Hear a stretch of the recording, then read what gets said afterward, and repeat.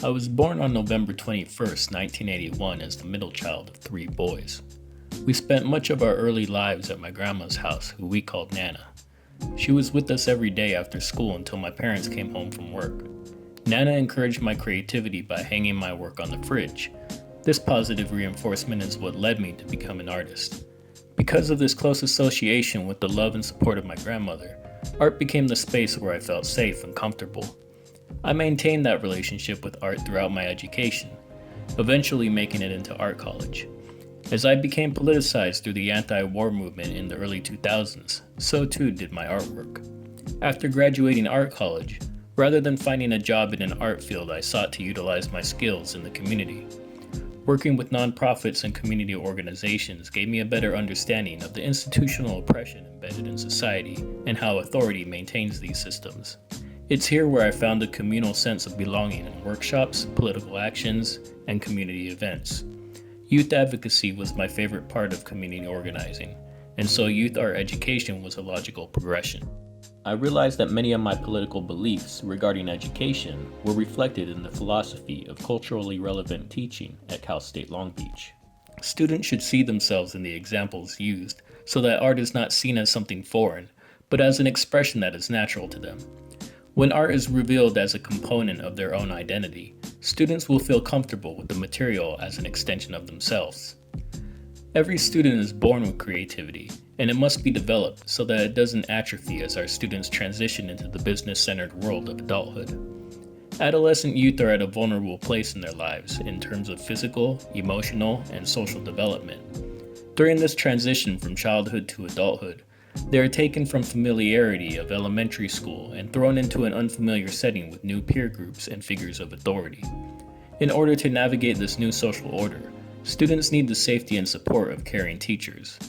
The role of educational institutions for marginalized communities has historically been to erase their culture, legitimize the authority of the state, and indoctrinate young minds. Understanding that history and the lasting trauma it has caused marginalized communities is essential if we're to gain the trust of the youth we serve. We must build mutually beneficial relationships based on respect in order to gain the students' consent to teach them. I believe we must be advocates for our students, not by going easy on them or expecting less, but by dismantling the barriers which prevent them from reaching their full potential. In a time when climate change, a global pandemic, and economic collapse threaten our students' futures, I believe we are negligent if we simply reinforce the status quo and send them out into a dying world. Youth are disillusioned with institutions of power. These institutions have failed them, and they're right not to trust them. I do not aim to rekindle their trust in a system which doesn't serve them, but rather to encourage them to take direct action themselves, to take ownership of their future. Since we can't prepare students for a future we can't predict, we must give them the ability to problem solve in whatever world they find themselves. This feeling of uncertainty and existential dread is a common theme in youth culture. Art can provide an outlet for the nihilism of youth, turning those feelings into something productive.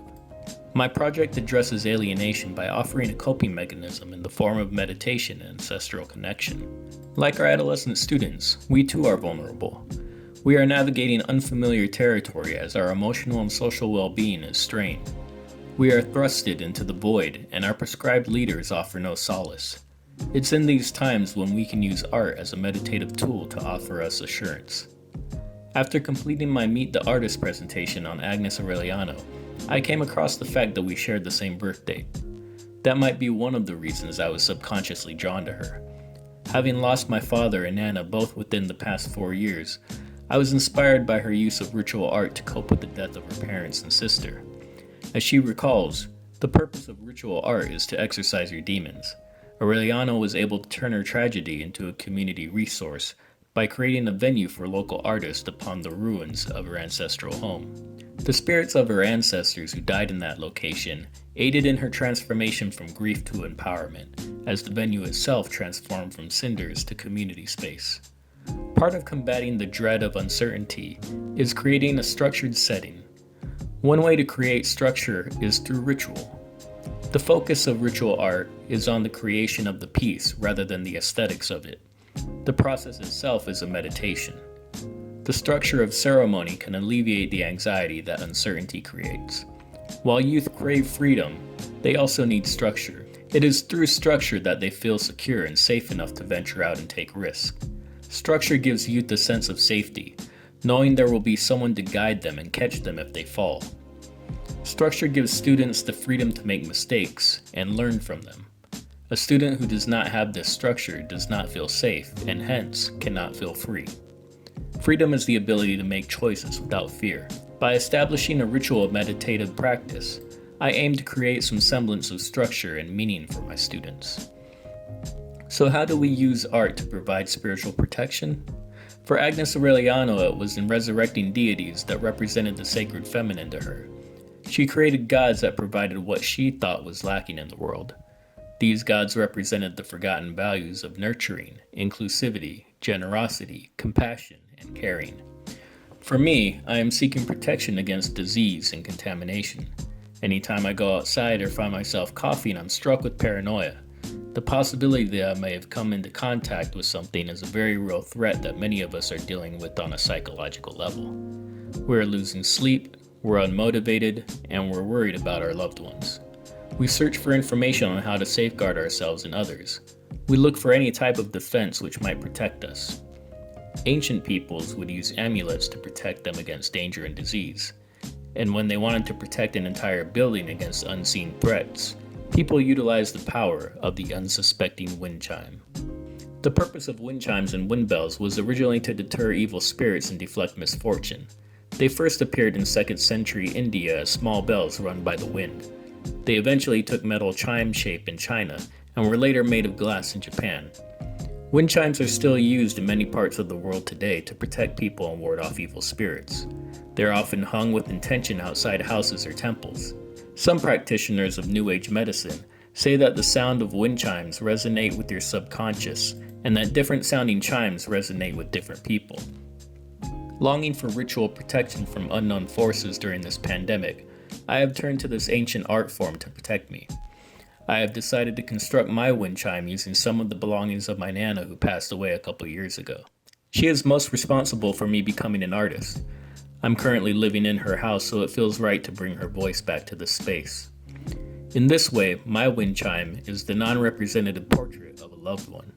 Students will be encouraged to use their wind chimes for protective purposes as well, placing them in areas where they need protection and assurance, whether that be at home or in the classroom.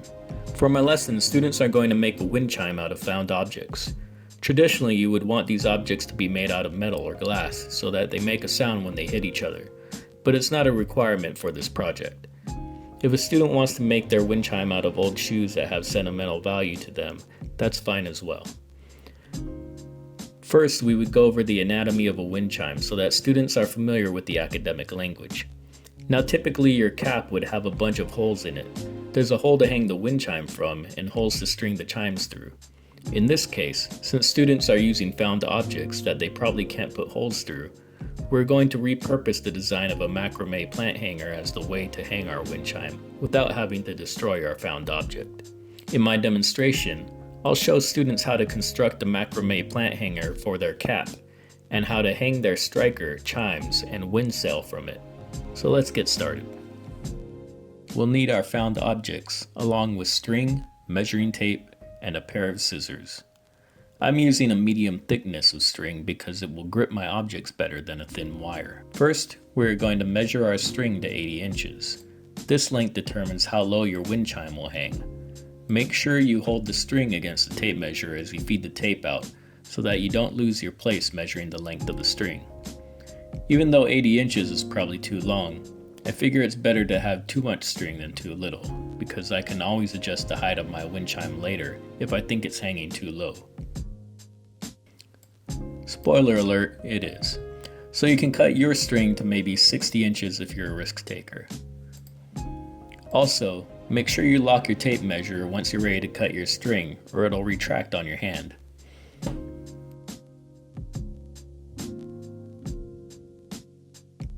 After we've cut our string to the size we want, we'll need to cut 3 more strings to the same size so that we have a total of 4 strings. So we're just going to fast forward through this part as I use my original string to measure out 3 additional strings of the same length, equaling 4 in total. You want them all to be the same length, so if you realize they're uneven, you can cut them to size once you're done measuring.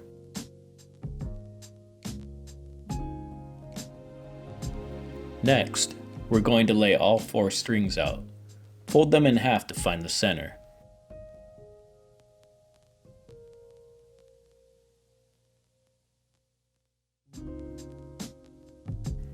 And then we're going to tie them together at the center point.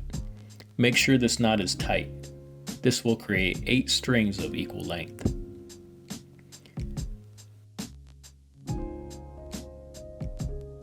Now, we're going to pick any 2 strings and tie them into a knot. We want these knots to be the same distance from the bottom of our string, so adjust them if necessary.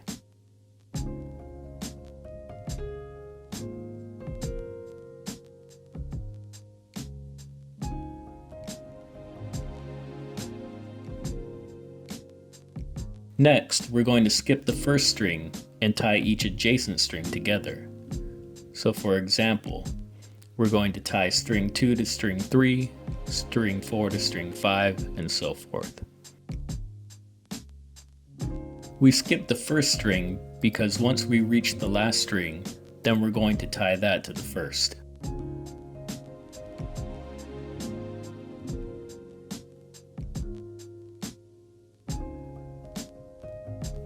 Again, if your knots are not equal distant from the bottom, make sure you adjust them.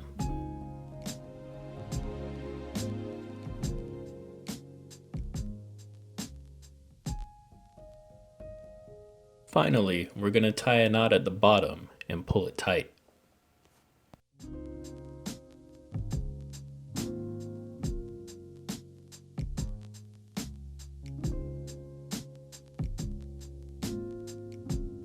Now we have a macrame holder, which would be the end if we were hanging a plant. However, we're making a wind chime, so I'm going to flip my bowl over and we're going to use it as a cap.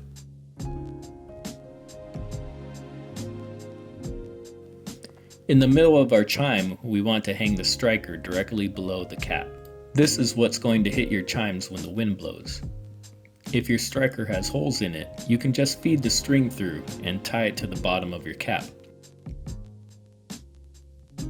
My striker is an egg cup, so I need to create another smaller macrame holder to cradle it. Next, we're going to begin tying our chimes to the piece. For the sake of balance, I'm adding 4 pieces, but your wind chime can have 3 or more. My first chime is an antique silver spoon from Gerber Baby. Back in the day, you could buy these feeding spoons with creepy baby faces stamped on them. Now this spoon in particular was probably used to feed my father, my brothers, and myself, so it has some significance to it.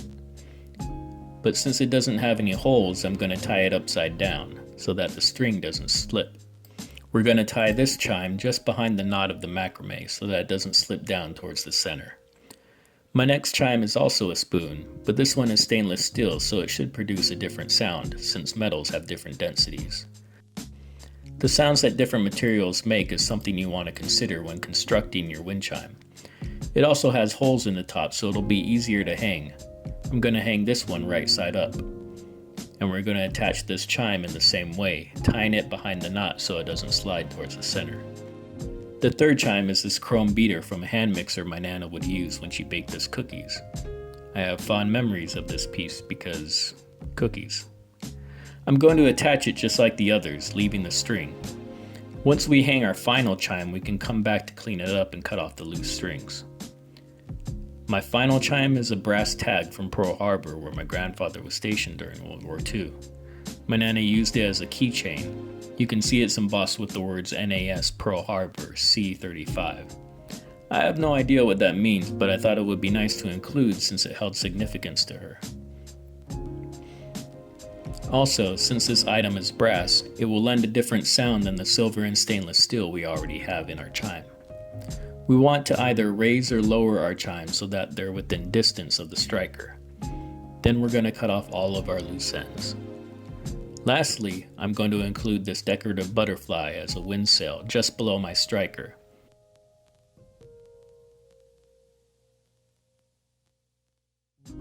A wind sail hangs below the chime, and as it catches the wind, it pulls the striker into contact with the chimes around it. Now we can listen to our chime.